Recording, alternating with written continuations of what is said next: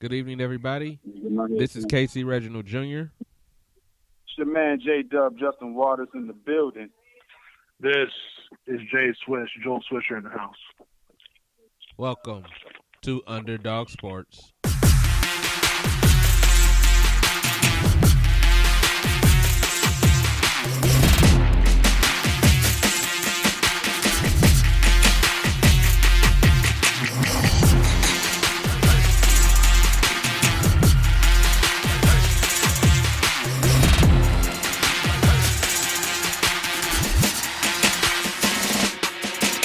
Welcome to the show, everybody. Again, it's Casey Reginald Jr. here. We've got a lot to cover tonight. Sorry for the late start. We've had a couple technical difficulties, but we'll get back cracking on time next week. But let's get right into it. The big news of the day, to me, the biggest news for Chiefs fans right now is that cornerback Rashad Breeland was arrested and charged with multiple counts of a bunch of just acting crazy, I guess, with a police officer. So the Super Bowl champs are taking a hit, and they're taking a hit early in the offseason. I'm kind of mad because dude just got his little contract, and it's not a big contract. That's what it was. It was a $3 million contract.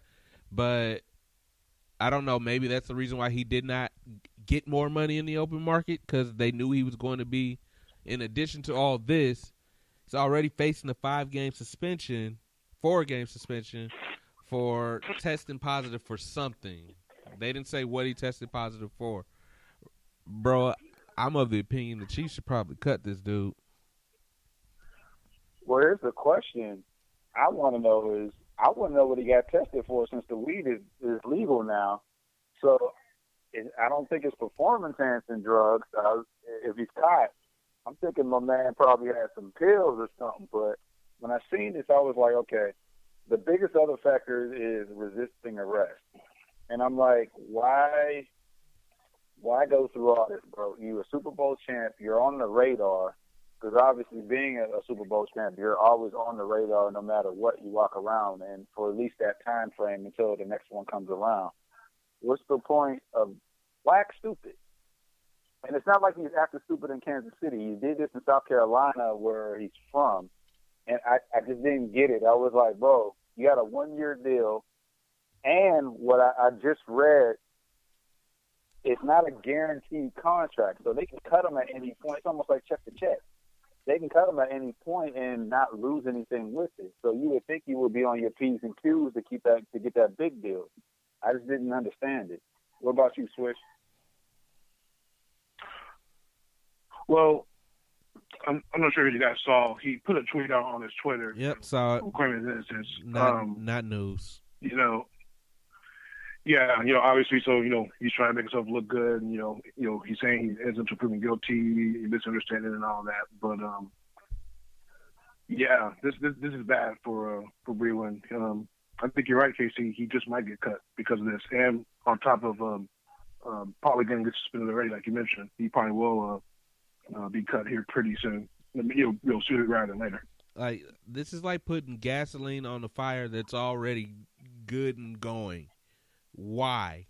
Yeah. Like, you were going to be suspended, and you probably would have got away with, in Kansas City, a 4-game suspension because you got high. You did something that you weren't supposed to do. You get talked about. You get why you were being stupid. You get shameful a little bit, but you could have survived just that. The resisting arrest, having a gun pulled out on you because of your resisting arrest, is not going to sit well with the fans of Kansas City. I don't think it should sit well with Andy Reid. And I get the innocent till proven guilty, but, bro, according to what that police officer wrote, you lucky to be alive, because a lot of black people wouldn't be. Especially in South Carolina. Sure. That's not exactly it. More importantly, one of the biggest factors is, again, the camera footage is supposedly, I actually just read it, I Googled it real quick. The camera footage is probably going to come out soon. The cops' vest cam is going to come out soon. So if he's acting like a straight clown, that's even more reason for the NFL to go ahead and say, you know what? screw this dude, you done. Look, I know kids is young. I hate to say it like that, but at one point, like we talked about this before with Antonio Brown and other people, when y'all gonna grow up? You know what I mean? You're talking about KC, Joel, myself. We love to be in your position, to get paid, to do something you love, to play football. I wouldn't screw it up. I'd be the most model citizen there is. And this is coming from someone that did a couple of years of Arena League football that would have loved to have been in the NFL. I've been as model as they come because you know what? Being model gets you paid. But being a dickhead gets you cut. And you better have that money saved and not been blowing it on jewelry and cars because you're going to be in trouble. Yeah. I want to reserve judgment a little bit until we see this body cam footage. Because the man, like Joel said, he said that he has his version of the story. So we'll see what the body cam shows.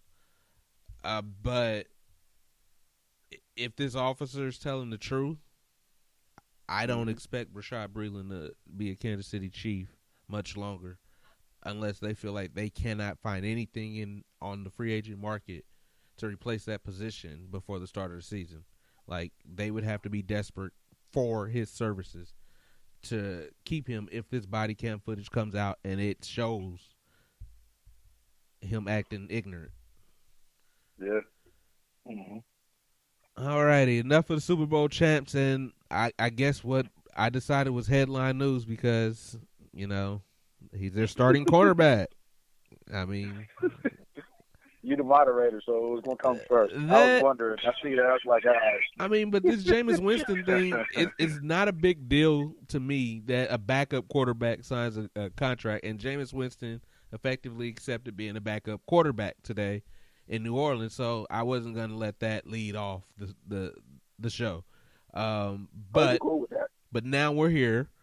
Jameis Winston, former starter for the Tampa Bay Buccaneers, former number 1 overall draft pick, signs a $1.1 million deal to be Drew Brees' backup, not third string, Drew Brees' backup in the 2020 football season. His quote was he'd be a fool not to take the opportunity to learn from one of the best to ever do it. You guys agree? All right. Actually, go ahead, Swish. You start. I'll come in with this one. Okay. Well, in my opinion, this looks like a Teddy Bridgewater situation all over again. He comes in and backs up Drew Brees. Brees just so happens to get hurt. Bridgewater comes in, plays well. I think he was undefeated when he started those several games with the Saints. But he was serviceable. But he ended up getting a contract with the Carolina Panthers. So I feel like this is kind of the same situation with Winston. Guy was number 1 pick. He's a very talented player, but he just doesn't make good decisions. So, he's being humbled right now. So now, you're going to learn from one of the greatest QBs of all time.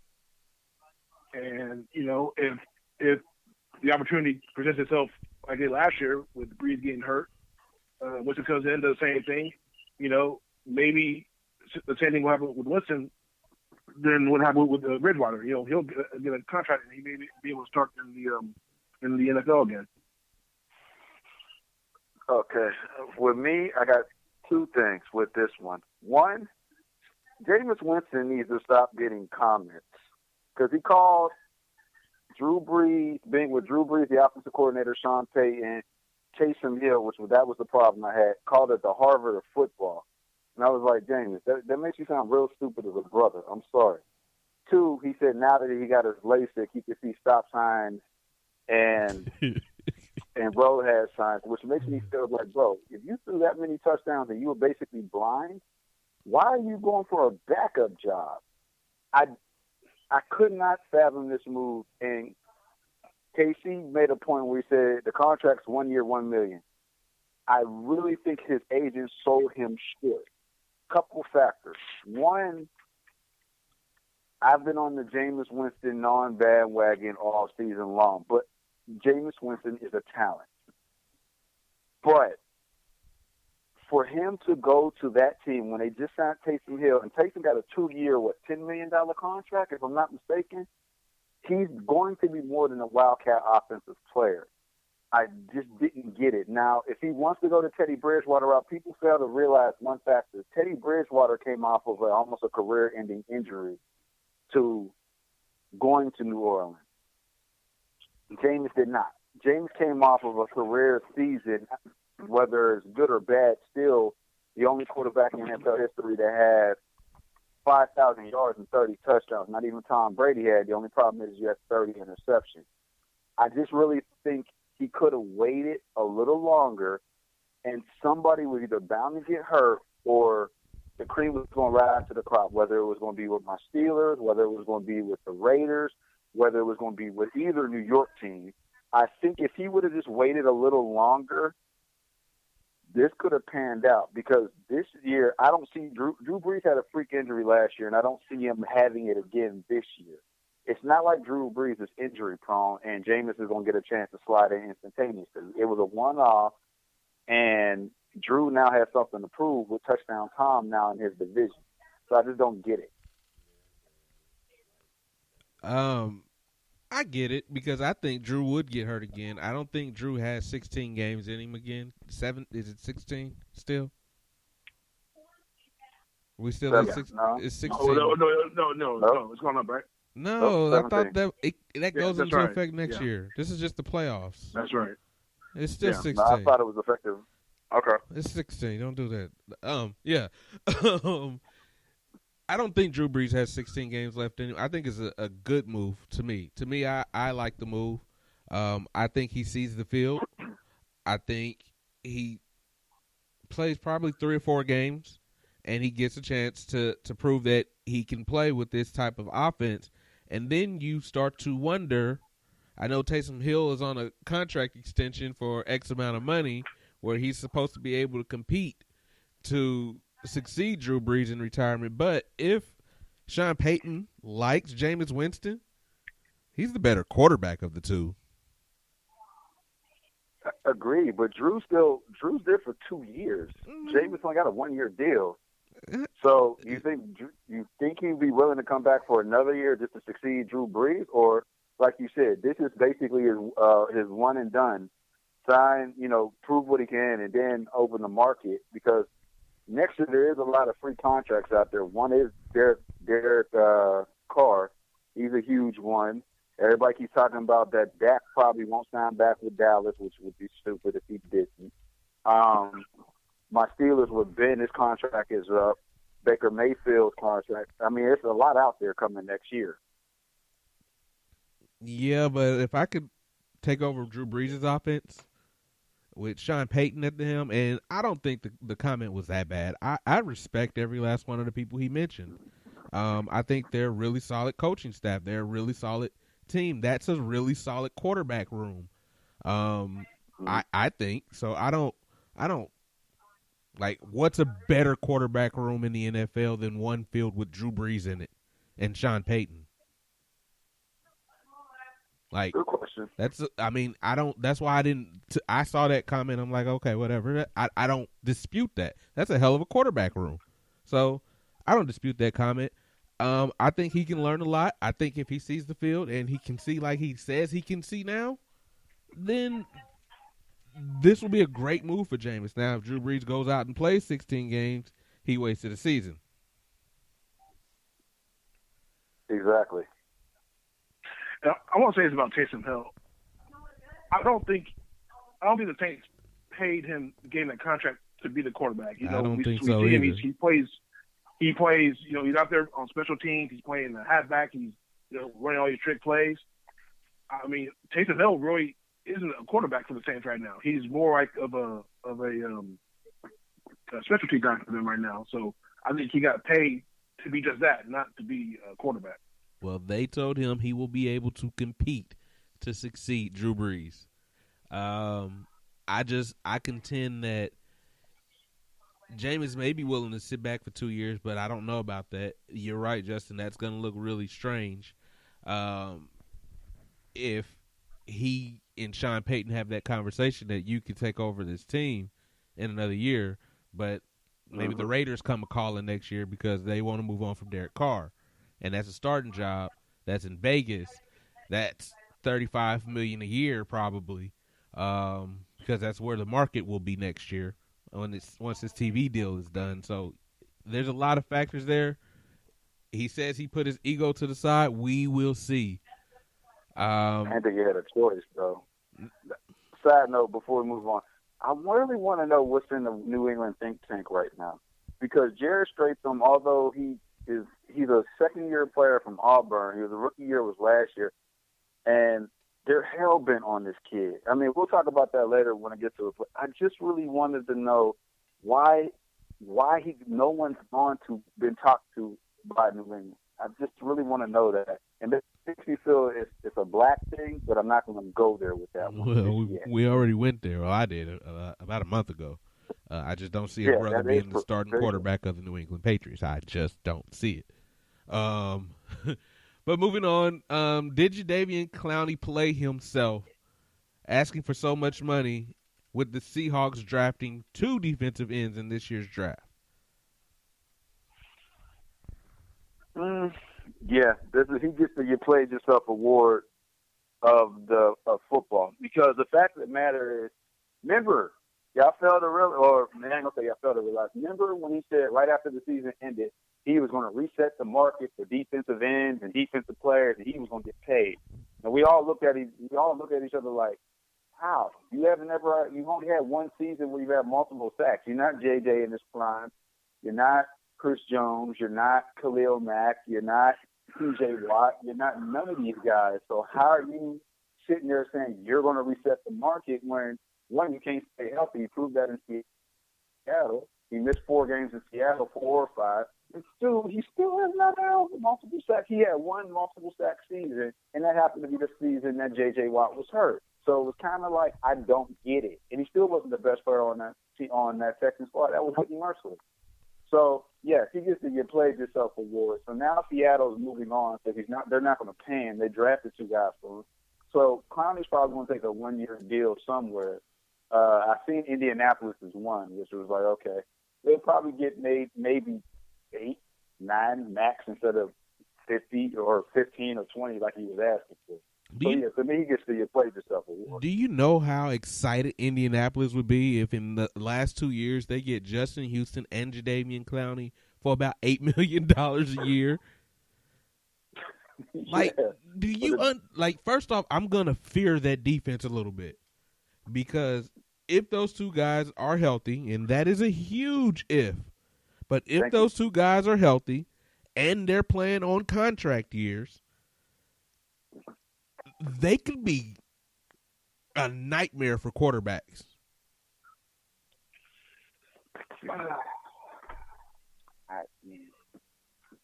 Go ahead, Joe. You got it. I think, I was going to say Clowney, I think he may end up probably maybe just getting a 1-year deal. So I don't know if anybody's going to try to give him multiple years.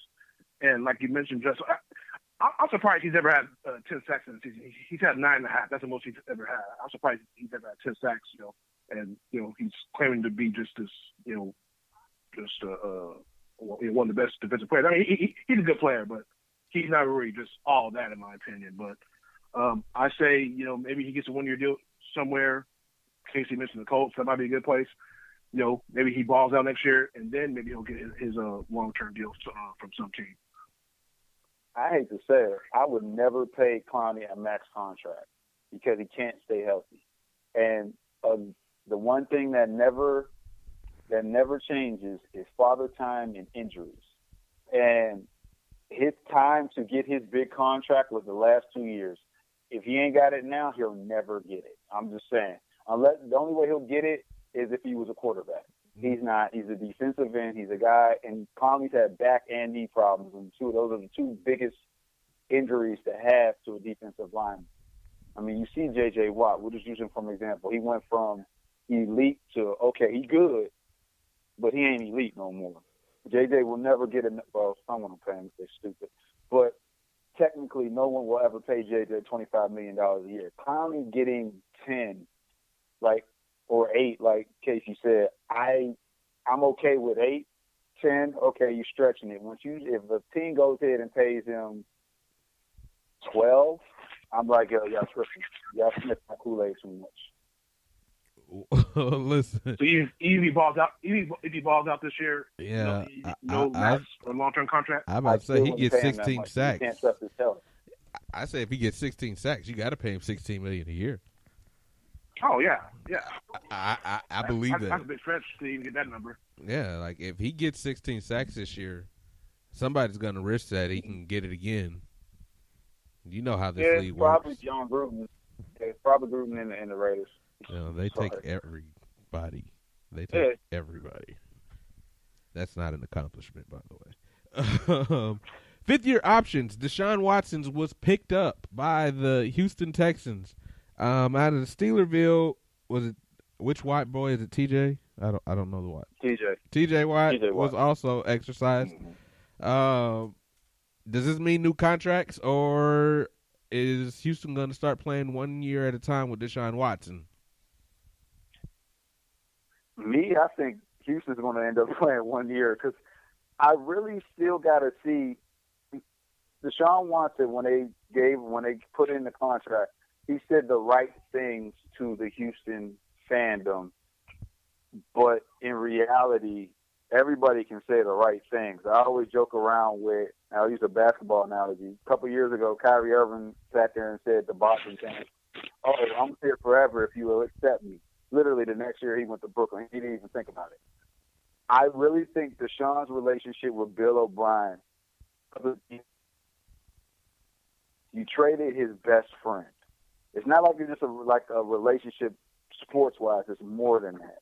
So, yeah, they're going to give him this extension. They're going to pick up the option, obviously, because right now Deshaun Watson is probably one of the best quarterbacks in Texans history outside of Matt Schaub real. It's not probably. It's true. It's not saying much at all, but it's true. It's not. I'm not going to the Oilers days with Warren Moore. I'm just saying strictly from 2002 on. But, again, and realize Schaub was their only Pro Bowl quarterback, so that's the only reason why that doesn't count. But the whole point of the matter is this kid, as much as he's going with the Houston community and everything, I think if Bob is still here, by the grace of God, as far as the Texans are concerned, Deshaun may be gone, and they're going to. I think this is a Kirk Cousins situation. They're going to franchise and transition and tag until they can't anymore. And I think once he's gone. So you thinking that Deshaun is doing them like Kirk Cousins did the Skins? Right. He's doing the politically correct thing, saying the right thing. But you trade one of the best receivers, young wide receivers still in the NFL, and his best friend. And mess up the HEB commercials. I know people mad at that. So I don't care about the HEB commercials, but I'll say this. Young Deshaun Watson needs to quickly learn that this is a business and quarterbacks don't get to pick their receivers. The organization does that, and that isn't just in Houston. That's anywhere. Like, you might have some input, but if the coach and receiver does not get along and it's the coach's ship, the receiver got to go. I'm not justifying it. Everybody say that it was a horrible move. I agree with that, but the owner trusts Bill O'Brien, so Deshaun needs to get in line too. No. But go ahead, Joe. No, I'm sorry. We ain't getting in line with that owner and that management. No. Why not? Hell no. No debates today? Bro. You not taking debate? Mm-mm. But put it like this. If y'all had D-Hop, do y'all think, and Patrick and D-Hop had a great relationship, do you think that Andy Reid, if D-Hop said, hey, I want to be paid the top 3 players versus the top 3 wide receivers versus the top 10 wide receivers, do you think Andy Reid would pay them? I'm just saying. I don't believe that would have ever happened in Kansas City. It's a very different personality head coach. Andy pays his players. And Andy is respected, and when you become Like, he respectfully let you go. Like, they just parted ways, and I guess I needed to talk about this anyway. They just parted ways with their 15-year punter. Like, respectfully, you got to go. Yeah. Respectfully, you got to go when time is caught up with you. Now, that's not the case in Houston. The case is you got a dumb coach that trades away a great receiver because he don't like the guy. But that's who the owner trusts. So Deshaun Watson, if he wants to be a Texan, he got to also trust the coach. I mean, you can't win. You can't win without trusting your coach, right?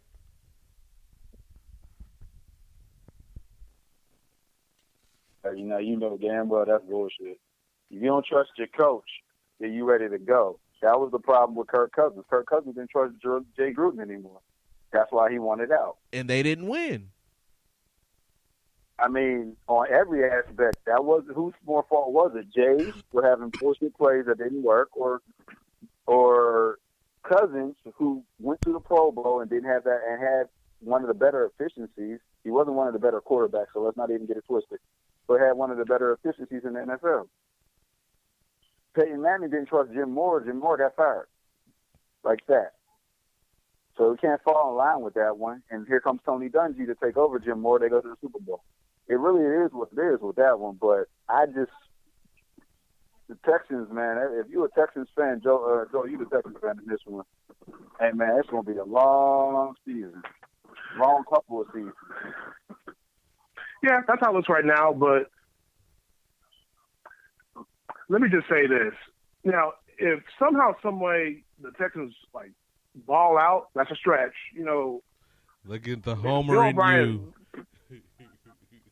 Well, I'm not trying to be a homer, it's hard for me to support these guys right now, but, Bill O'Brien, can give everybody the finger, if they do successful, if they actually get to an AFC championship, but I mean, I'm just speaking hypothetically. We know that's not going to happen, but I hope Watson can stick around. I hope maybe they can work this thing out somehow. It's just at least from here, it just looks like it's just a pain right now, and everybody keeps talking about Watson may end up with the Patriots next year. That could happen, but oh man, it's. You talk about something else. I get frustrated talking about that. No, because woe is me. Like, really, I'm just, I don't know. Like, I'm a different specimen when it comes to my team. Like, he just traded one receiver. Yes, it was a bad trade, but you still have an electric quarterback. Yeah, there are some other receivers. They got Cooks, they got Randall Cobb. If these guys stay healthy. If those guys are healthy, those are really serviceable receivers. Yeah. I mean, first off, I'm a little bit disappointed that your peak is the AFC Championship game. We got no shot at getting past that. Because O'Brien's not going to lead this team to the Super Bowl. No, not this team. Wow. All three of us know that. Bro, Justin, don't you think the Steelers can make a run at the Super Bowl next year? Yes. Exactly. Here's the thing. Exactly. That's what I'm saying. But when I look at the Texans, here's the problem. The reason why I say the Steelers is because they got rid of everybody old except for Ben. The Texans, the guy that handles the ball every time. The Texans right now have one player in their prime, and everybody else is starting to get out of their prime. Whitney Merciless is starting to fall off his prime. JJ is not in his prime no more. The light-skinned brothers, I want to call them the Splash Brothers of wide receivers, meaning Stills and Fuller, they can't stay healthy. Randall Cobb is old. Randall Cobb been in the league since, 2009, 2010? He's technically old in He's NFL. serviceable. Brandon Cooks is probably serviceable. Okay, serviceable is like going to the gas station and going ahead and get cheap gas. That don't exactly make my truck become a Bentley either. Now, you already had one. Bro, when your backup wide receiver has been, what is the guy's name? Kiki QT the last 2 years? And got cut. I mean, but this is what I'm talking about. Like, this is quality. Randall Cobb is still quality. He can still get you 60 catches. He can still score 7 times. This is a quality receiver. My question is, let me ask you this. Mr. Chiefs fan himself that has a plethora full of wide receivers, would you trade any of your wide receivers right now outside of Cooks would you do a straight up trade Tyreek for Cooks? No. Okay. Would you bring in either one of the light skinned brothers on your team? No. Would you whole roster of wide receivers for the Texans, including the kid they just? I don't want anyone from the Texans. All right, then. But that's not my team. Like, you can't compare them to my team to me.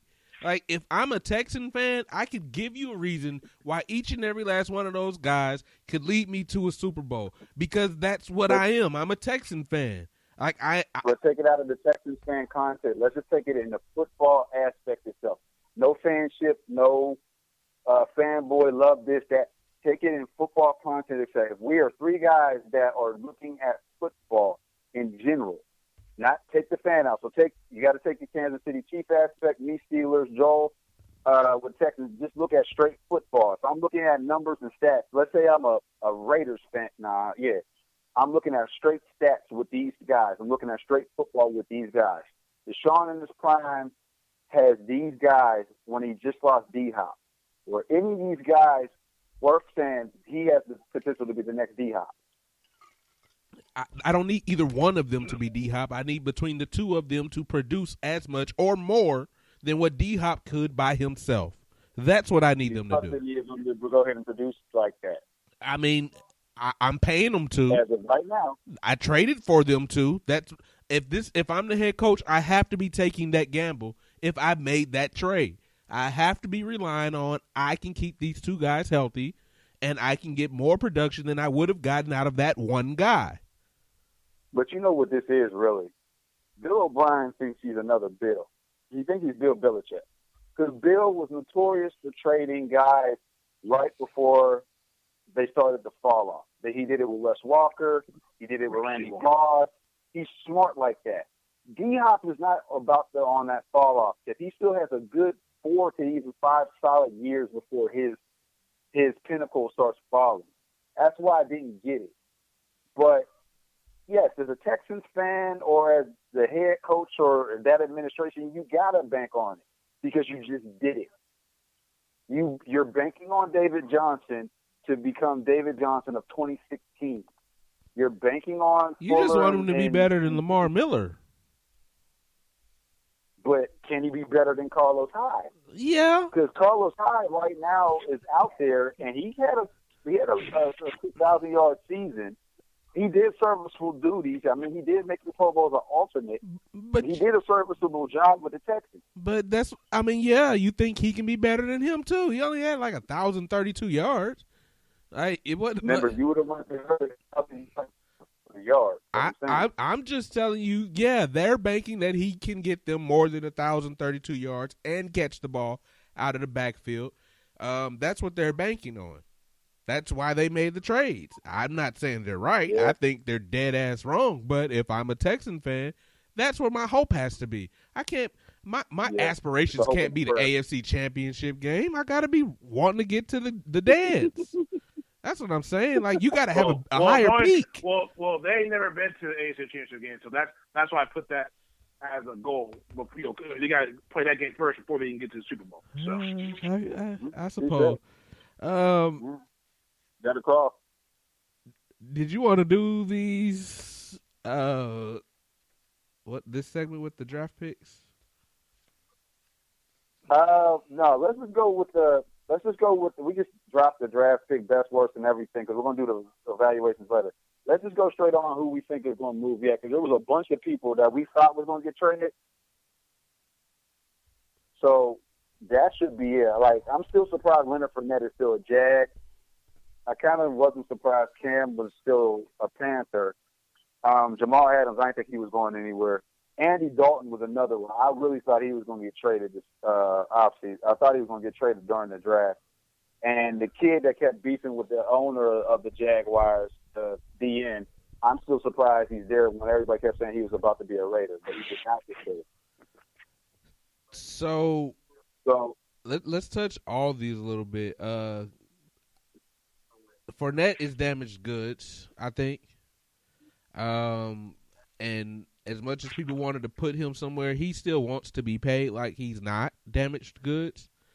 And I don't know that the league is willing to do that. And I don't think you trade for someone that you think is going to be cut or available soon anyway. Le'Veon Bell surprises me. I thought Le'Veon probably should have been traded from the Jets. Man, you and me both. They don't get. Here's the thing: Le'Veon's not just now beefing with ownership. He's beefing not with just management. He's actually beefing with ownership too. He's gone out there basically say he don't want to be a Jet anymore. And I'm surprised no one picked him. And I know the Steelers didn't have enough to go get him because I know the Jets probably wanted like 2 number ones, and we just didn't have enough because of the Minka trade. 2 number ones. I knew. Knowing that I looked on the New York Post Thursday before the day of the draft because that's the only place I seen the headline, and they were saying that the Jets wanted 2 number ones for Le'Veon. Well, that's why the hell he's still in. That's why he's still a Jet. We ain't even got to talk about this anymore because he ain't worth that. Well, yeah, but I'm saying if y'all don't like him, why should you still have? If you're trying to get rid of him, shit, if you can get 1 number one, then y'all should be happy. That's one more number one that y'all don't have. If they got a number one, I would literally think the general manager that made that trade would be fired before it was executed. and I mean 1 number one. He's not worth the number 1 draft pick coming off the season he had. First off, he's making what, $15 million a year? 13.5. He's second highest paid running back outside of not DeMarco, Zeke. $13 million for 900 rushing yards. I need some money back, sir. I agree with you. Totally agree. I'm serious. I need a refund. You didn't play up to your contract. Hell no, you're not getting a first-round pick. You're lucky if you get a third. I will say this. When they did the trade when he left last year, I said this was before we started this podcast, but I told people, Le'Veon has shot himself in the foot because he could have the Steelers were willing to pay him $14, but he was so hell-bent on getting out to prove Steelers Nation or management or whoever the hell that he's better than that. And I'm like, okay, let's see the team he's going to go to. Now, I was worried because I thought he was going to go to Kansas City. He ain't going there. I was like, oh, I'm not Kansas City. I'm sorry. Kansas City was one, but I knew he wasn't going to y'all. Y'all kind of loaded. Y'all weren't going to overpay on the running back. But Indy. I was like, nah, he ain't going to Indy. So when he said the Jets actually clapped, they said, oh, that's a dumb move. I'm glad. Because he ain't going to get paid. He's going to get paid by the Jets, but he ain't going to be shit. Especially by, Reggie's favorite quarterback, Sam Darnold. Yeah, he's not going to happen. He'd have been better off in Indy. I agree. Mm-hmm. But speaking of which, with Indy, with them drafting Jonathan Taylor, Marlon Mack's Marlon Mack is expendable to me, though. I don't think they're going to keep both of those guys. They should, but they're kind of the same player, and Marlon Mack is actually a pretty good running back. I was surprised that Indy traded up and gave up 4 picks to get Jonathan Taylor while they already had Mack. It wasn't like Mack's a slouch. I will say this about Indianapolis. This is why I said Le'Veon Bell would have been served better going there. That offensive line can run block. Yeah, that's what I'm saying. I'm not saying that Marlon Mack isn't a great football player, but he's running behind a really good run blocking offensive line. And that's the same thing that happened to Le'Veon going up to the Jets. Like, you think you're this all-world talent because you put up these numbers behind this all-pro offensive line. And when you go to the Browns or the Jets, you're made to look like what you are, a running back. Mm-hmm. Well, you know the old adage, you don't know what you got till it's gone.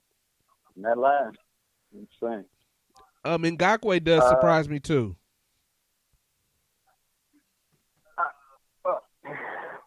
He was decent with the owner, and then next, the Raiders was willing to trade him for a second-round pick, and the way the Raiders had and we'll talk about this one too.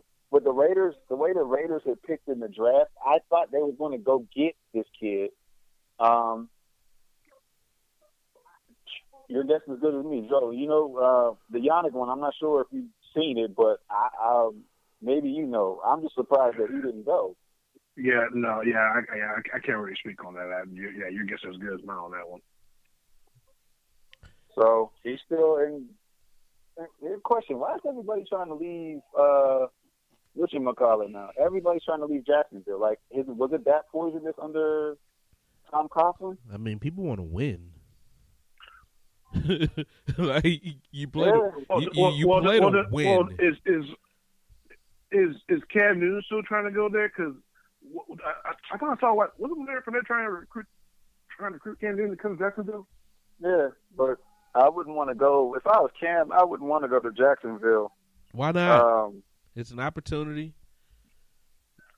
Because he wants to start. He still believes he can start.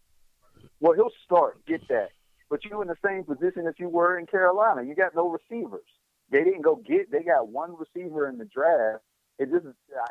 I don't get that either. It's like, you need. If an NFL team is drafting, and the one biggest thing they need is wide receivers, why don't you go get you receivers, especially in a draft that was this deep with receivers? I mean, unless you're the Raiders that overdid it with receivers, which was stupid. But if I'm sitting with Cam, yeah, I want to start. I want to go to a team. I don't know if I want to regress my career in Jacksonville with no line and no receivers. Dude, it's like, shit, the clock is ticking. I'm 30. I ain't trying to go ahead and kill my career.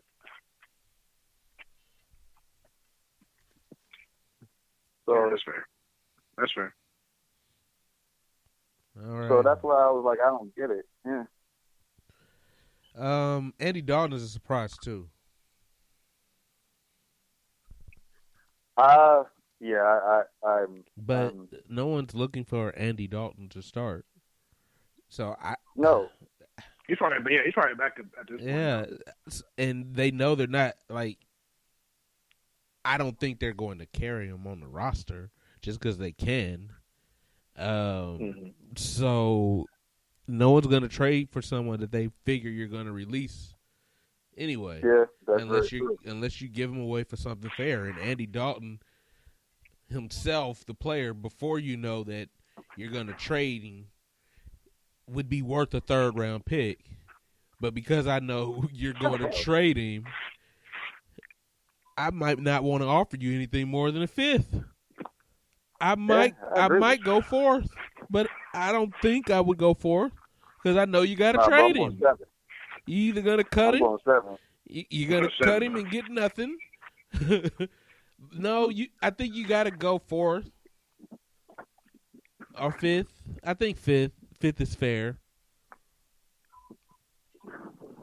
One more I didn't mention, and I still don't get, and it's still dealing with the same team, Cincinnati. AJ Green? Yes, because you got Tyler Boyd now. Tyler Boyd almost had 1,000 yards. You got the kid T. Higgins now. I think they drafted a tight end. You have now, this is a Joe Burrow movement now. I think they boxed themselves in, though. Because they franchised him, they had no move. Yeah. Like, no one wants to pay him that coming off an injury play season where at the end of the year, he just didn't play because he simply did not want to play. No. Right. So why franchise him? Just either let him go. Yeah.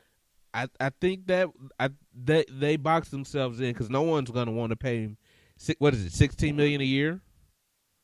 18 million for the year coming off that injury, and then just I don't want to play anymore. No one's going to do that.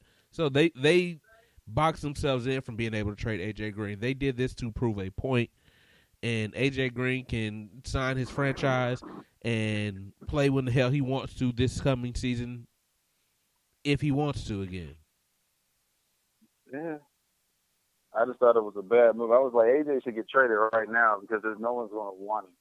I mean, it's not him. When we were friends, that no one wants to pay him that amount. Yeah. I think they screwed AJ, and I don't know, but I don't think Cincinnati's going to be a free agent destination for a lot of players anytime soon. I think they're going to desperately have to overpay because of what they're doing to someone that is their franchise leader in every aspect. Yeah, I just think at certain points, when you start rebuilding a whole new regime, so they rebuilt the whole offense. I mean, the oldest player right now, as far as the skill position, is Joe Mixon. He's only been in the league for 2 years now. Just let all the old guys go. Let them go right off into the sunset. Unless they want to be like Larry Fitzgerald and stay. Other than that, everybody should be out. Like, yo, go ahead, let AJ Green go to a contender. You know, he could be a great fit in Kansas City, or he could have been a good fit in as a Texan or as a Colt. Even my Steelers, depending on the QB situation. But y'all building a whole new squad in Cincy. You just keeping AJ Green around for what reason? You hold him hostage. This is why certain management, and he didn't sign the contract. He hasn't signed his franchise tender yet. So this is why it makes me think like they're going to probably have to release him because he ain't signing. He may mess around and say he's retired. So it'll be interesting. Joe, anything to add on AJ?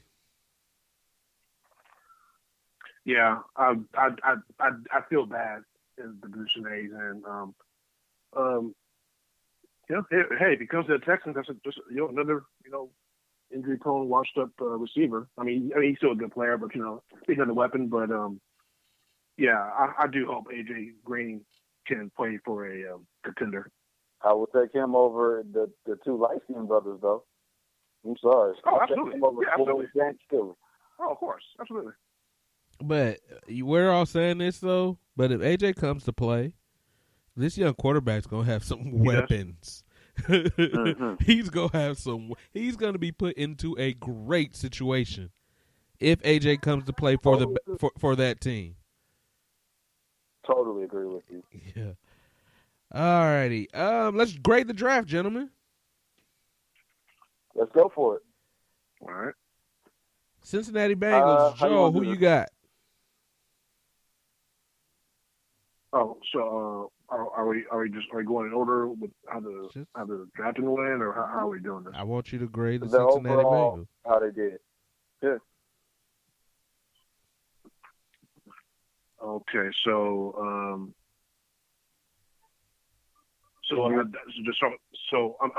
I just starting with Cincinnati or? Yes, sir. Yeah, start with Cincinnati. Okay. Well, they got their quarterback, Joe Burrow. That's his car to drive now. So, I think they did pretty well. It might take a year or two for Cincinnati to be, at least the playoff team. But, they got their franchise quarterback. I think that was pretty much their goal right from the start. J-Dub. I gave Cincy an A. I mean, they know they're in the rebuilding process. They got their quarterback. They got a lineman. They got a wide receiver. The only thing I would say they need to probably touch on is the defense is getting long in the tooth now too. But if I'm going to go get it, actually I'm going to knock it down one. I'm going to say a B. Again, they still don't have a line to protect Joe Burrow and so Burrow can get that line. They didn't pick a solid offensive line, and they lost Cordy Glenn. So and they didn't get a lineman until the 7th round, which 9 out of 10 that guy's probably going to struggle to stay on the team. But I'll give him a solid B, to be honest with you. I like your first grade. I like A. Like I said, if Joe Burrow, if AJ Green comes to play, is stepping into a wonderful situation with talent outside. I believe they made a move at tight end this offseason too.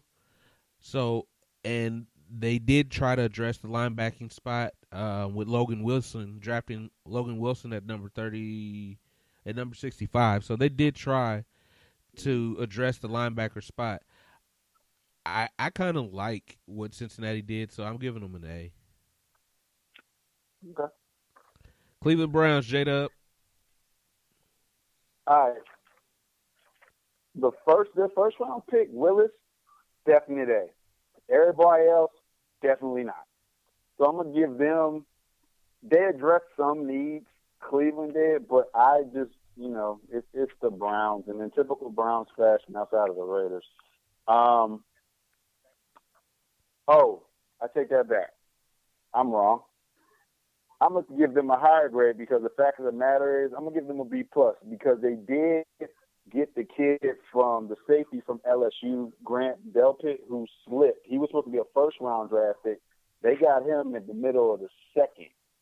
That kid's a stud. He's a hitter. And Cleveland already had Jack Conklin that came from Tennessee, which Tennessee is actually losing both of their linemen. I'm going to think about it.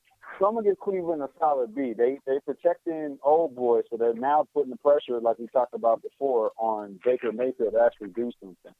So for that GM, Andrew Berry, to be his first time in doing something, it is a solid grade.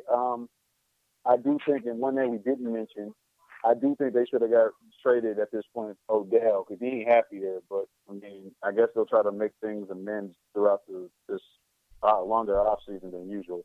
So I give them a B. Jet up. Yeah, I give them the same grade. Like Justin mentioned, they did pick a tackle in the first round. And the thing with the Browns, it's almost like enough is enough with them. This team probably has just as much talent as any team in the league, but they're still the Browns. So now is the time for them to do something. Yeah, now is the time.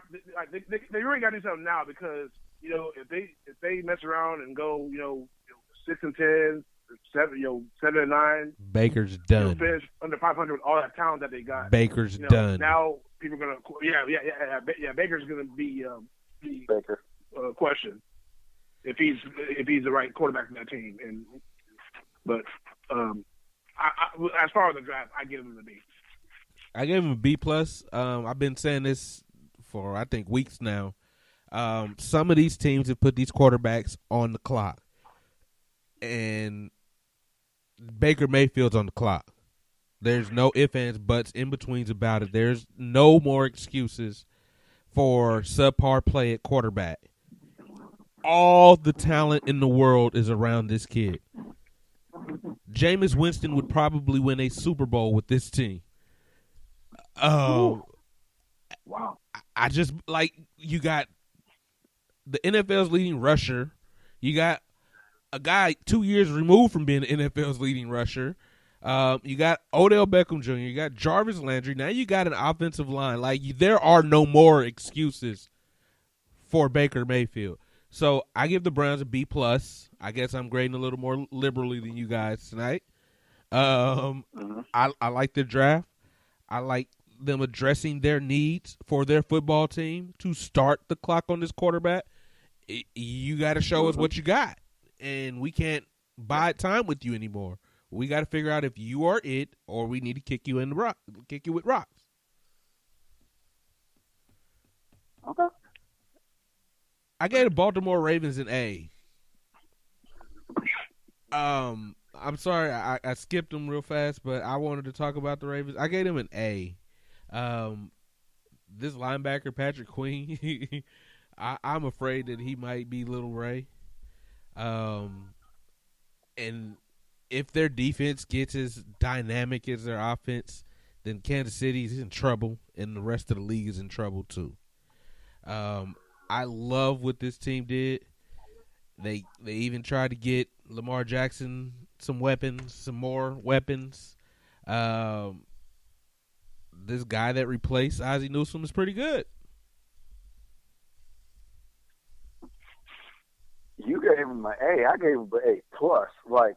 Golly, Baltimore loaded, and Yeah, Queen was a huge factor because they haven't had a middle linebacking presence since Ray Lou retired, and that's maybe 7 years ago because the dude's in the Hall of Fame now.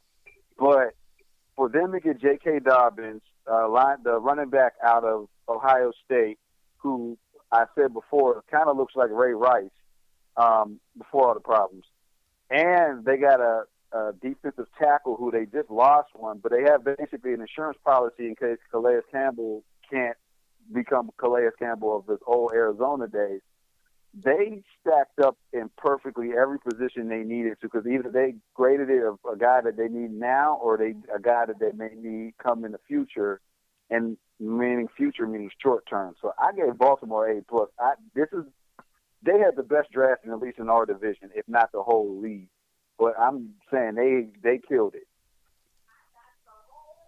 Yeah, it's unanimous. I gave them an A too. They offensively, they scored as many points as Reggie and the Chiefs this year. With all the weapons that Lamar Jackson has at his expense, and of course, the first round pick Queen as a good pickup for them too. So, I still just can't believe how they just lost to the Titans in the playoffs last year. I guess the Titans were just it was just a lightning in the bottle for the guys last year. So, go ahead, Justin. They ran the ball down their throat and could not stop Derrick Henry. They couldn't tackle. And what did they do? They got a guy that can tackle. They did. Right. Queen. Right. So, and a freak of an athlete that can tackle. Mm-hmm. Yeah. So. Baltimore, I agree with both of you guys. Baltimore had the best draft out of all 32 teams. Justin, your Pittsburgh Steelers. What'd you do? Give them a B-. Now let's just do with the elephant in the room. The elephant in the room is, yes, we did not address the quarterback situation, but if you look at this draft, outside of the top three, which is Tua, Herbert, and Burrow, it drops dramatically. The Steelers were going to pick up Jalen Hurts if he fell to the third or fourth round. I seen it coming. But he went second, which was extremely too high for a developmental quarterback. So we didn't get a quarterback. The rest of the guys I didn't like. Fromm is okay. The kid from Jacob Eason was good 2 years ago if he would have came out as a junior instead of staying as a redshirt senior. Chase Claypool, our first pick in the second round. Mind you, our first pick technically is Micah Fitzpatrick, so we got that. But Claypool, I like the kid.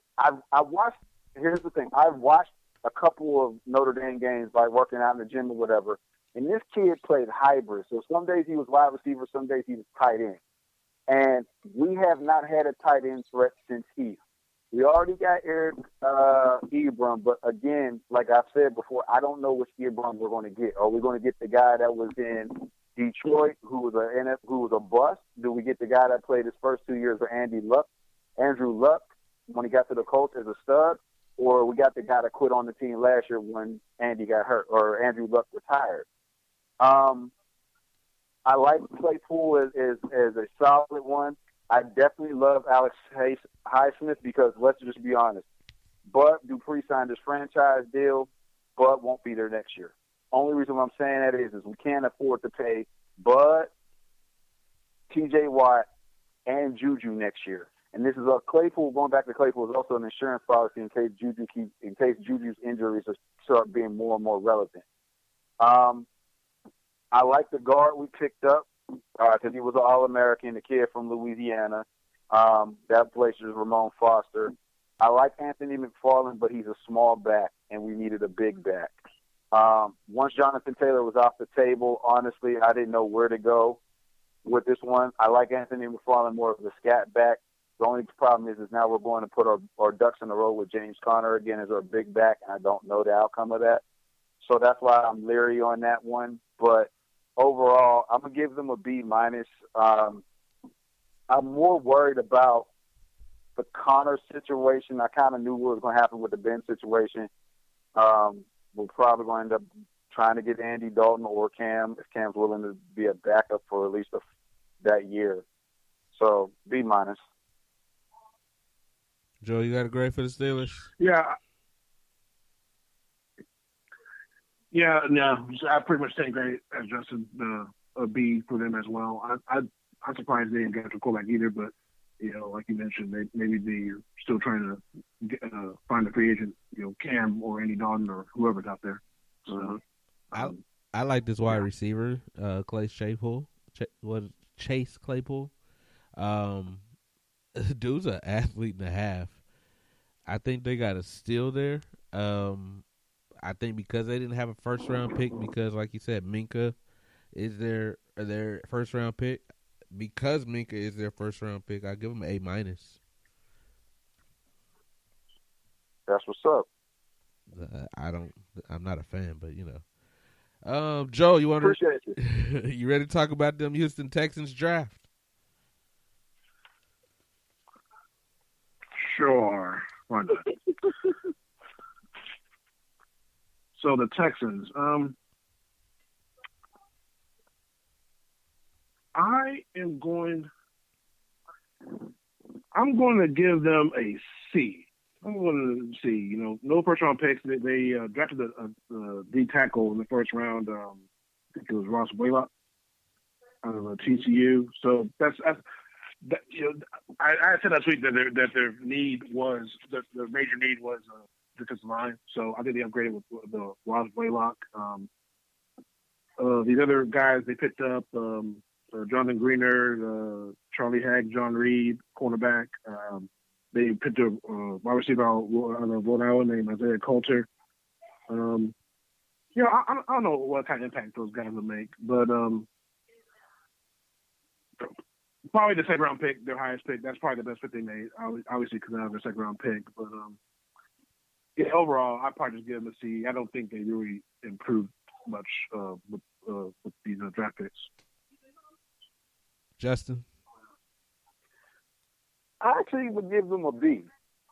So I like the Russ Blaylock pick for two factors. One, he's a local kid. He's actually probably one of the few kids outside of the kid that got drafted to the Falcons that can literally go down the street and meet up with the coaches and everything and don't have to worry about social distancing or travel restrictions.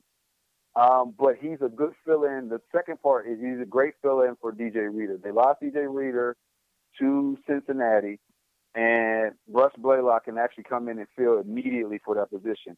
I like the Greener pick from Florida because he's a tweener. He's another Whitney Merciless, so just in case Whitney's hurt, you got a guy that basically is his replacement where he can play DN or outside linebacker. I'm not sold on John Reed from Penn State because John Reed from Penn State was a safety that became a cornerback his last year due to necessity. He's not a burner. So you got fast receivers like T.Y. Hilton and the two boys over there in Tennessee that could possibly burn this kid. So I wasn't a big fan of it. I like Charlie Heck out of North Carolina as a tackle. He probably, and actually they had him graded higher than the kid they drafted last year in the first round in Armstead. He probably will eventually succeed the kid that they drafted in the first round last year. And if not, at least he's a great backup to Laramie Tunsil, who I do think is either going to be struggling or hurt now that he got paid. So I'm gonna give him a B. I'm with you. And I guess technically Larry Tunsil was the Texas first round pick since they traded first round pick for Tunsil. So now that means I'm dropping it down a grade B-. Yeah, I was gonna say that you just made it a B-. Thanks for reminding us, because he's overpaid, dramatically overpaid. Yeah, I give him a B-. I don't want to spend a whole lot of time talking about the Texans because we did kind of cover them last week when we ran out of time. Yeah. The Indianapolis Colts. I kind of like what they did in the draft, so I want to give them a B+. The USC wide receiver is their first pick in the draft. I think that's a deal. That's a steal. Gives Phillip Rivers a target, a good target. Jonathan Taylor. A big target. Yeah. Mm-hmm. Jonathan Taylor at 41 overall. Like, all of a sudden, if Marlon Mack is back, if Phillip Rivers doesn't throw 30 interceptions, the Colts could be dangerous, especially if Justin is right and Jadeveon Clowney wants to play on the turf. they could be very dangerous, especially in that South. The South is not sewn up by any stretch of the imagination, especially with the departure of DeAndre Hopkins. So I gave them I gave them a B plus, A minus, somewhere in between there.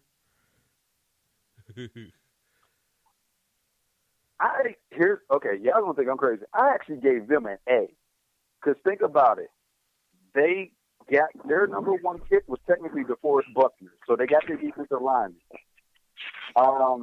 But it looks like the Colts are building for the future, although they got old man Rivers, as Tracy would call him.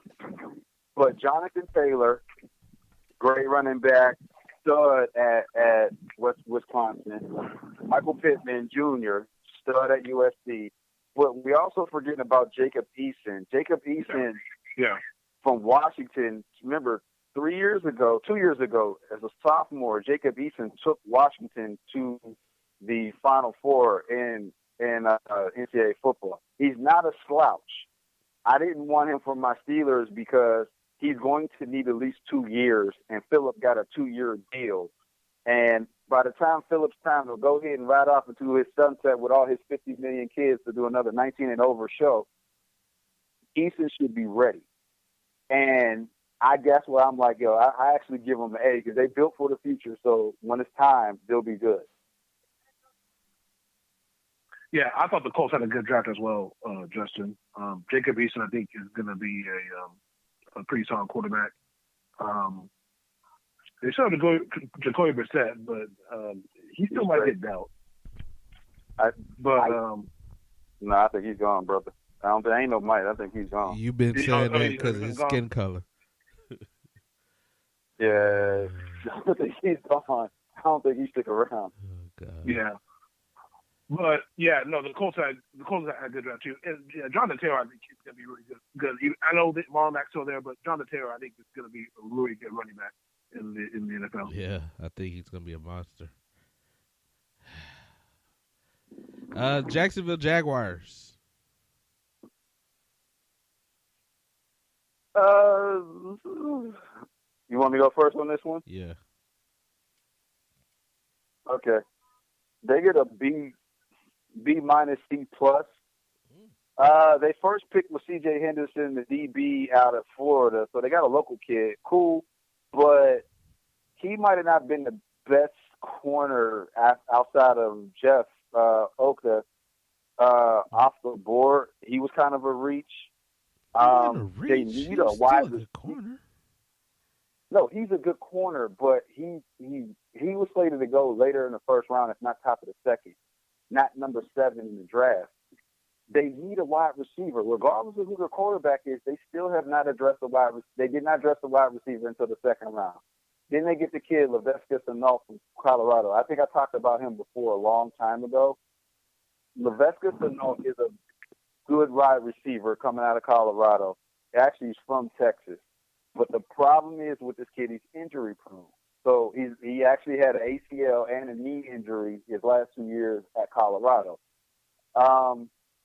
The only thing I say was the stud pick is they got the DN from LSU, Kasayan. I'm probably jacking his name up, but his first name is jacked up already. Kalavian Chasen. Yeah. Whatever his name is. He will be Giannis replacement. That's why I was so surprised they didn't trade Giannis once they drafted this kid. That kid, Chasen, slipped to the second round where he was slated to be a middle first round pick. The only reason he slipped because he's a little light in the air as far as the Russell's concerned. But to me, I think Jacksonville is going to be in the tanking for Trevor situation. So I didn't expect them to have an overly great draft because I don't think they're going to be competitive this year. I'm sorry. I gave them an A, and CJ was actually 9, not 7, and Chasen was the number 20, so he was mid-first round, middle to late first round. They replaced Jalen Ramsey with someone that possibly wants to be there and wants to play football. For now.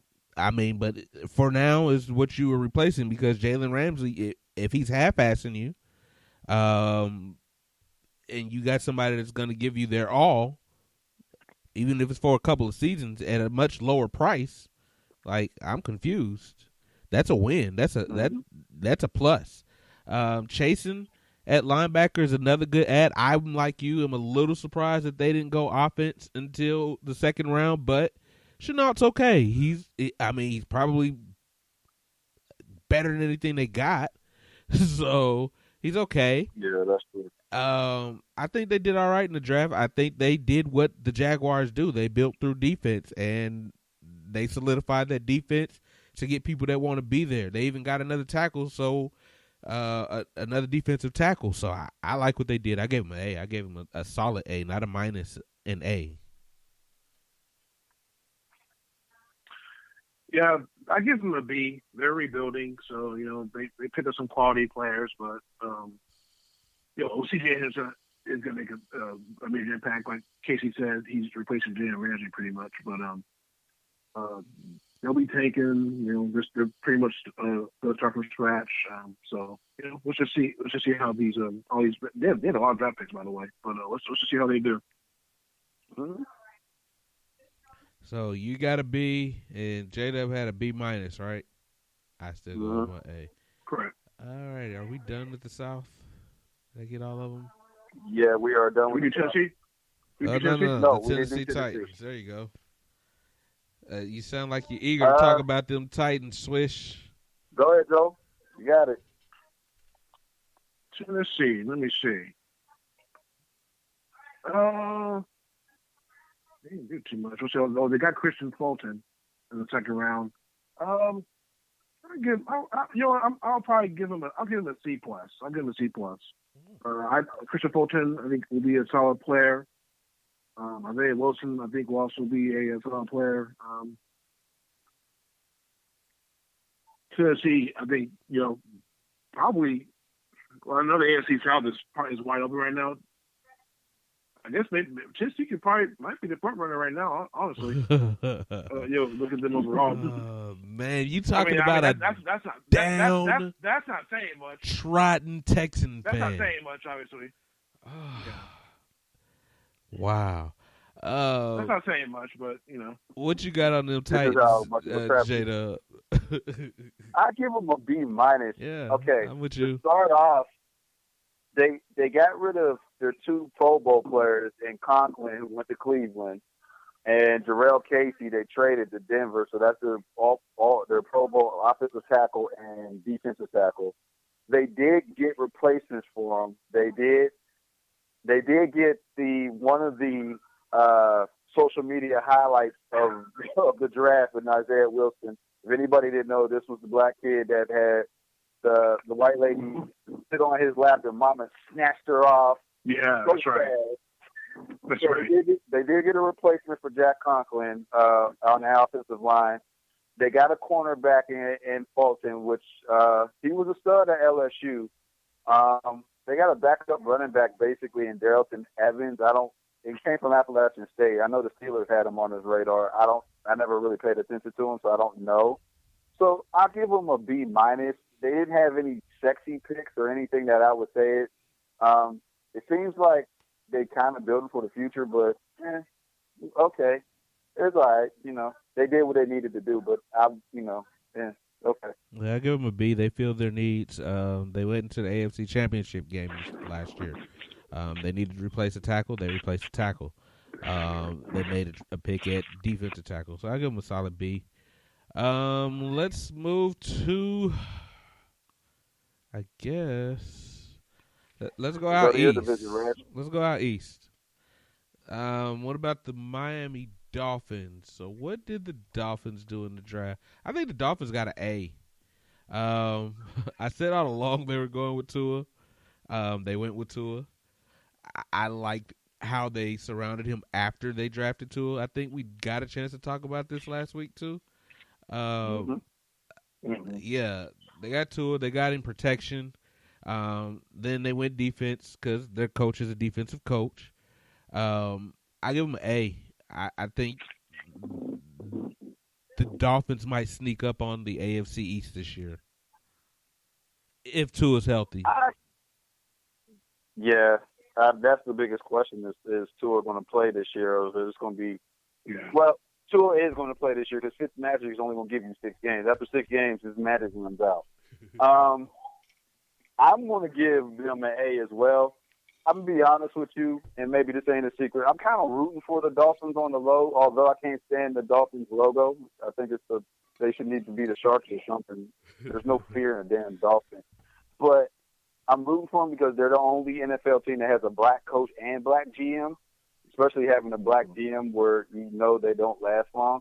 But drafting Tua, getting the offensive line, we talked about the cornerback, and after me thinking about it, I like the cornerback idea because they're in a division right now that's up for grabs. So with no touchdown Tom in New England, this division and the AFC East is up for grabs for everybody. I mean, because the Jets suck, Buffalo, they made the playoffs. Congratulations, but and then New England will not be New England of the past. That reign is over. Unless they get a Cam Newton or something like that, which we all talked about before, that's a big stretch. I like their draft. Like I said, you got a lineman. You did get a wide receiver later down the line, but Tua has weapons. He'll be protected, so that's the biggest factor. So I give them an A. And Joe? Yeah, Miami. Yeah, y'all pretty much touched it. Yeah, Miami got their guy into he has protection. I give him an A too. I guess I'll take the Patriots. Or Joe, you want the Patriots? Yeah, Joe, you got to say on this one, brother. Yeah, I'm gonna give him a C. I don't understand why they decided not to take a quarterback. They don't have a quarterback at all. The hell with that, a wide receiver. Quarterback has to have somebody to go to, right? Jeez. But that's true. But I was really surprised that they didn't even bother drafting a quarterback at all. Because you got to have weapons, but you got to have a quarterback to throw them to as well. But who's they have right now, Justin? I can't remember who they have right now. What's the guy's name? They got Jared Strait from and Brian Hoyer, career backup Brian Hoyer. So hey guys, this is what I think they're gonna do. What's the kid's name? What's Sunshine's name, Justin? Trevor Lawrence. Okay, I think Bill Belichick is tanking for Trevor. See, I was thinking about that. I don't think they're going to do that because you know what? That will kill Bill's legacy.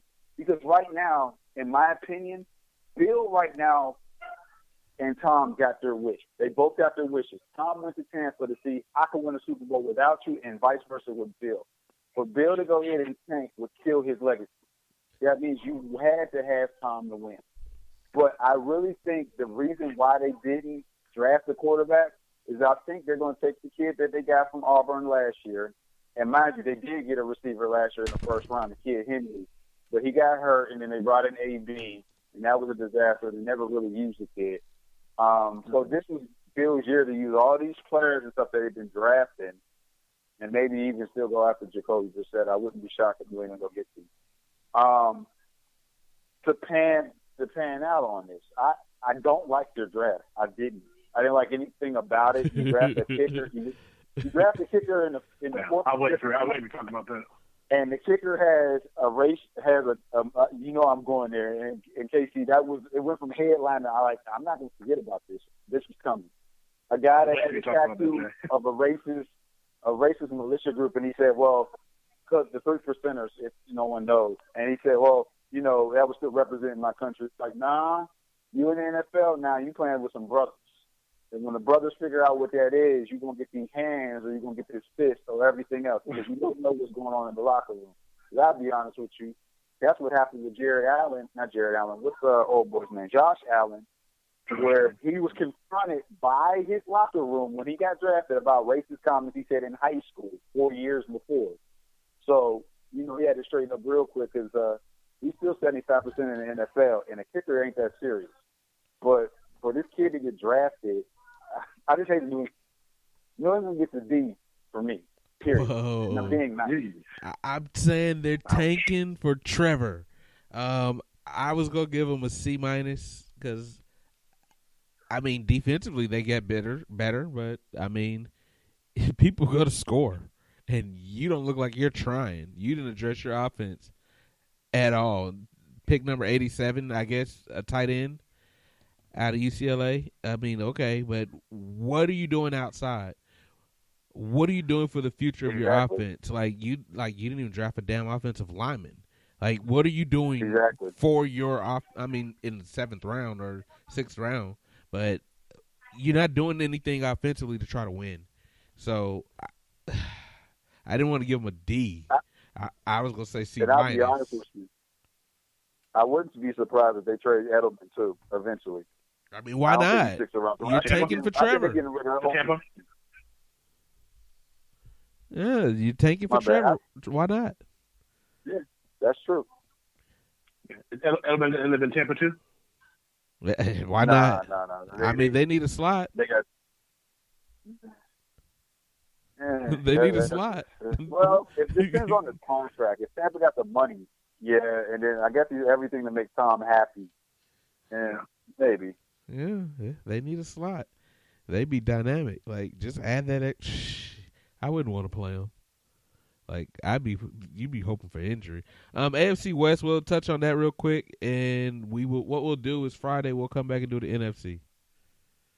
Okay, that's cool. AFC West, let's start with the Super Bowl champion Chiefs. I'll start off with the Chiefs. I think I had them as high as B minus on last Saturday. I'm going C minus now. The reason I've lowered my grade is not because I'm any more down on the players in which we drafted. The news with Bashaud Breeland affects this draft, especially with the news that he was going to be suspended anyway. My thoughts are the league probably notified the Chiefs already about this going into this draft, and we did not address corner until like the 7th round, 5th round. I like the running back. I love the running back for this offense. He's perfect. I love the Willie Gay pick. I like the tackle out of TCU. I just don't see a cornerback that I like. And Bashaud Breeland's going to be suspended. Like, appeals don't work in the NFL. They just don't. And I have to believe the team knew he was going to be suspended. So, C minus.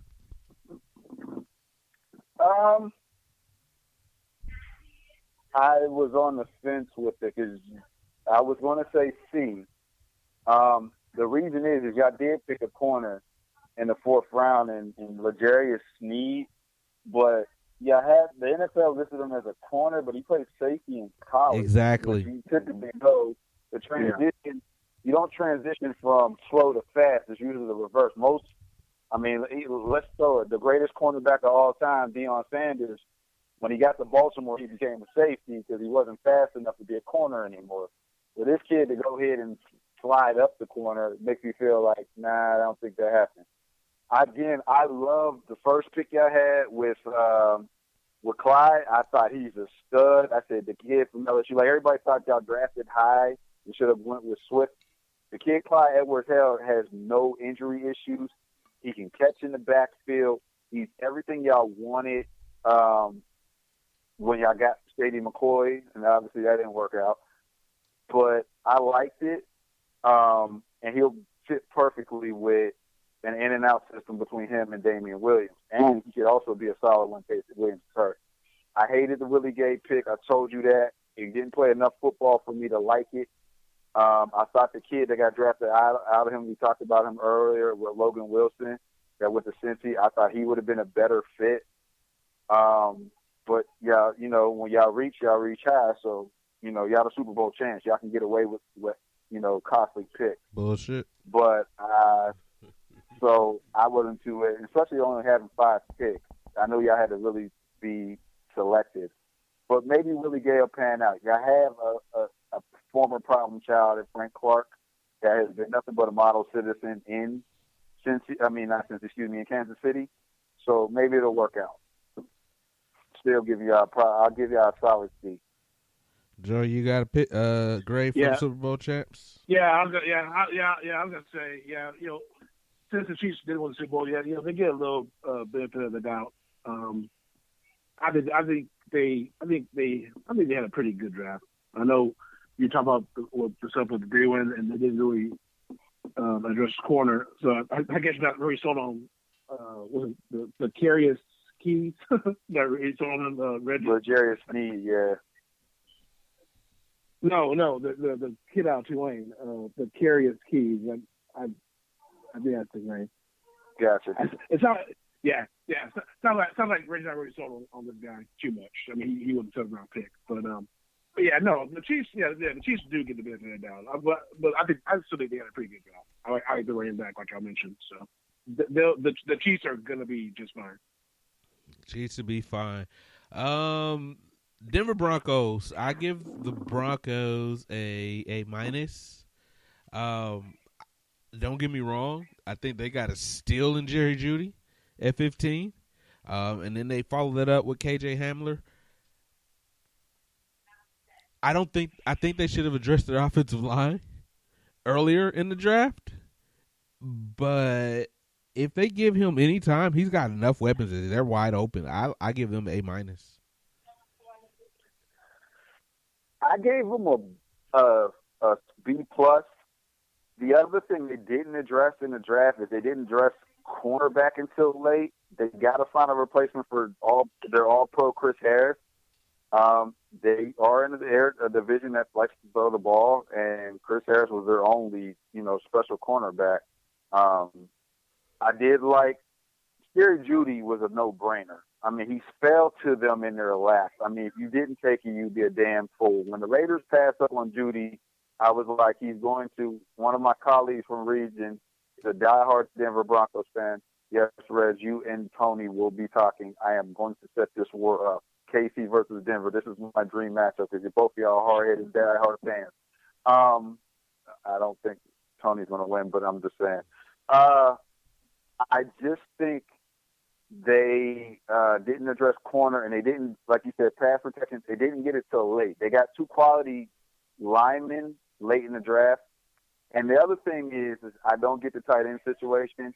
They got Albert, the kid from Missouri. I can't pronounce his last name, who was slated to be a first-round pick. We just call him Albert O. They just call him Albert O. Albert O. He flipped the 4th.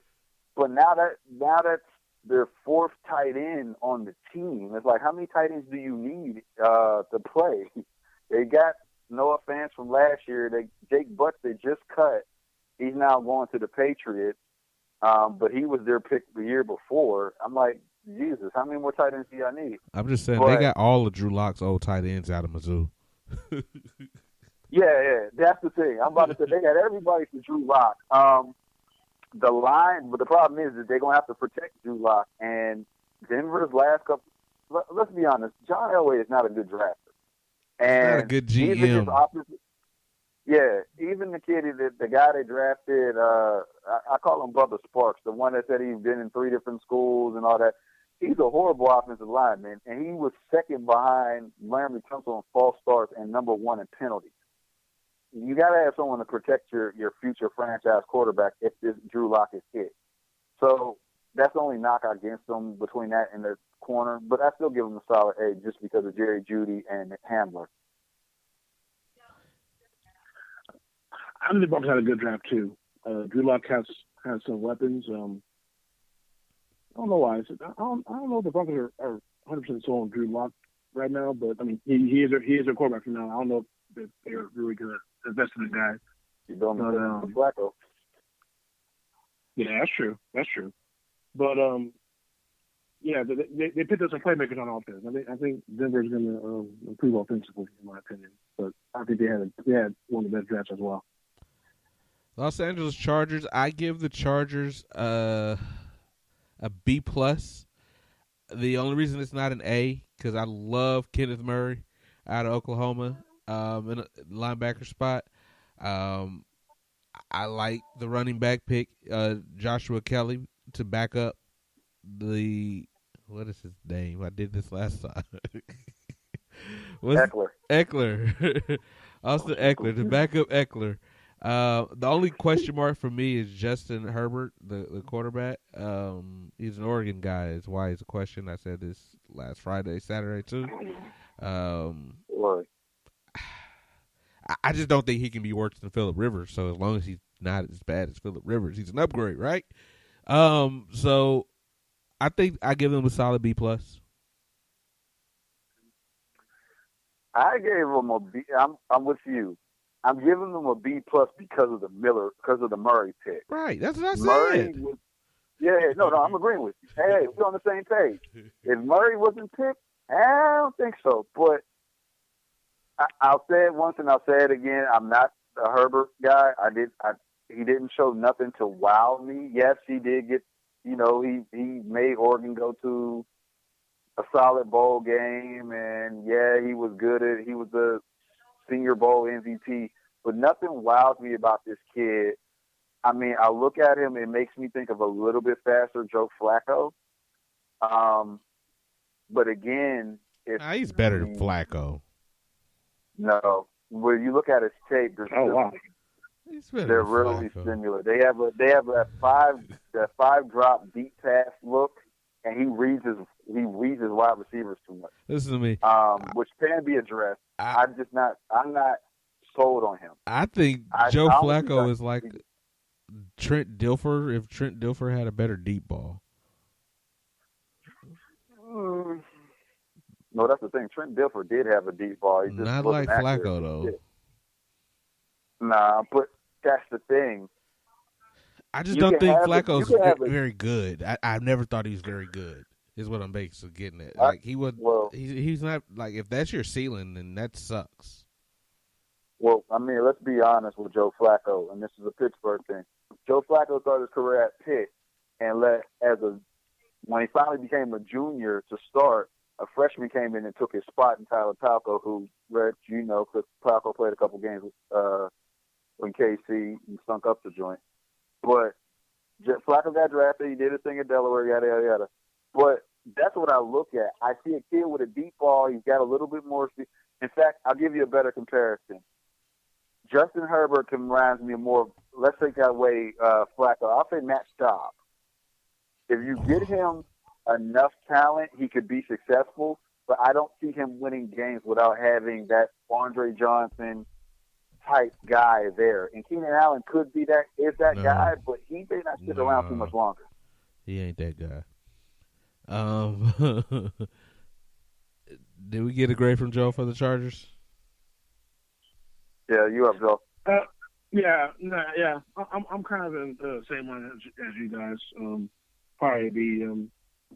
We knew they were going to get the quarterback, and Herbert was there. Actually, last week I thought maybe Herbert would end up with Miami and Tua would end up with the LA Chargers, but obviously that didn't happen. But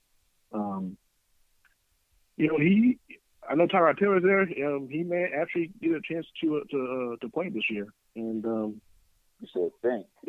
No, that's a no. I think he's gonna start. I don't think they're gonna get Tyrod. Really? So Herbert's gonna start right away? He's a brother. Tyrod's gonna have the same thing that happened to him happening. That happened to him in Cleveland. Yeah. Yep. Same exact thing.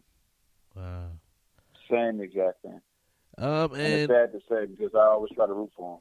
Last and definitely least, tonight to close out the show, the Las Vegas Raiders. The one thing I'll say about the Raiders is they like speed. John Gruden is consistent. He loves speed, and he went and drafted speed at the wide receiver with Henry Ruggs. I don't know too. I mean, David Arnett was a pretty good cornerback out of Ohio State. So, yeah, B minus, because they could have had Judy. I'm with B minus because here's the factors. One, Henry Ruggs III, out of mostly everybody that's normal mock drafts, had him as the fourth best receiver behind Judy, CeeDee Lamb, and the kid from Baylor, Mims. Yeah, Ruggs is speed. Ruggs is not hand. And if the Raiders think they got Tyreek Hill or Brandon Cooks 2.0, I'm not sold on it. The only thing that kept showing when we were watching the draft, the only thing that kept showing highlights of Ruggs outside of him dedicating it to his homeboy who passed away in a car accident was him playing basketball. Well, we in football. That means he can jump. Great. But he's not going to jump over anybody. The Arnett pick I thought was high because the fact of the matter is he wasn't slated to go the first round by anybody. And he went in the mid-range. And, again, this is another speed one. Yeah, John Gruden likes speed. And so does Mark Davis. This is Mark. Dude, think about this again. And you played against him. This could be another Darius Haywood Bay draft all over again. Oh, I was just about to say that, Justin. I was just about to call that. Where you're getting speed, but are you getting you got two guys that have speed and hands in Judy and CeeDee Lamb, and you pass on both of them. Remember, Reg, you're the one that explained, or you explained to us about why Tyreek Hill is not always the elite of wide receivers because the fact of the matter, the guy catches with his chest and not his hands. And then we've seen that in the Super Bowl. If you can get them open, you can. If they're not trying to set up David Carr for failure, you would have got guys that had hands. And you're setting them up for failure. So you're basically saying, okay, go deep. Because you know what this kid looks like? He looks like John Ross. Remember, who got drafted to Cincinnati, who was a deep guy? Yep. And now that they got a wide receiver, John Ross is probably gone. Not to mention the next 2 picks where y'all got, the Raiders got after the first round with wide receivers again. So you got 3 wide receivers, no offensive line help to protect whoever the quarterback may be, whether it's Carr or anybody else in the future. But then you got a guy that played quarterback in Lynn Snowden, who was a quarterback that's transitioning to wide receiver. I don't get the Raiders. I don't. And my homeboy who is a Raiders fan, he said he stopped watching the draft after they picked up the second wide receiver. So you got 3 receivers in 2 rounds because you need more help. To me, Raiders get it deep. Whoa. Swish. Yeah, I agree with you, Justin. Yeah, they get a B as well. Yeah, it's almost like if you're judging who can run the fastest on the 40, the Las Vegas Raiders will probably win that competition with all these draft picks. Hey, it's like I mentioned, it's what Gruden does. He likes speed, so he wasn't going to try away from that this year. It's like last year when they picked the kid from Clemson who was slated to go in the bottom half of the first round, and he went number 10, but you had Ed Oliver and a bunch of other guys that could have got drafted to help the Raiders. Mm-hmm. And it's the same thing. I think John Gruden is still thinking he can find Antonio Brown in a bottle now that they messed up on that when that Antonio thing went south. But the kid Ruggs and the other kid that's transitioning to quarterback aren't A.B., and they only had Winfro and Williams. I just think it's too much. I'm just saying this is a guy he loves speed. He drafted speed, and he's going to live and die with speed. That's our show for tonight. I'm Casey Reginald Jr. It's your man J-Dub in the building. This is Jay Swish, Joel Swisher in the house. This is Underdog Sports.